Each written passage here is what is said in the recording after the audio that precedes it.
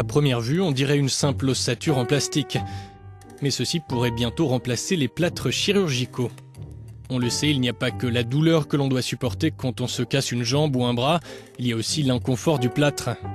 On ne peut pas le mouiller sous la douche, on ne peut pas le gratter et puis il est aussi très lourd. Miklos Molnar, un expert hongrois en technologie de l'information, a expliqué à Euronews qu'il n'était pas vraiment l'inventeur de cet objet imprimé en 3D.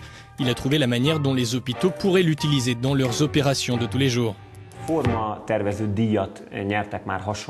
Un prix de design avait déjà été remporté par une structure en maillage similaire, mais jusqu'ici personne n'est arrivé à améliorer les procédés d'application.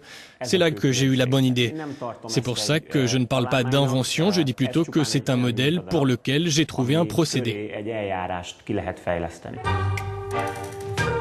Le médecin-chef aux urgences de l'hôpital de Budapest a été conquis par l'idée de Miklos.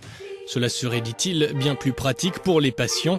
Selon lui, grâce à la technologie moderne, imprimer les objets prendrait moins d'1 heure et il ne devrait pas être hors de prix, autour de 50 ou 100 euros. Son hôpital sera ravi de les essayer.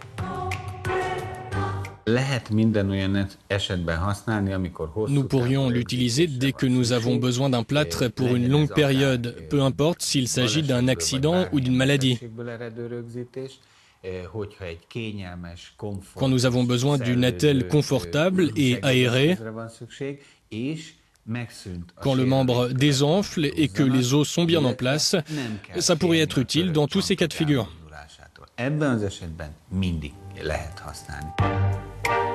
Problème, produire de tels prototypes demande des machines de dernière génération, loin d'être bon marché.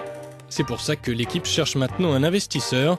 Miklos espère effectuer les premiers essais avant la fin de l'année, afin que le procédé puisse entrer dans les hôpitaux d'ici 2 ans.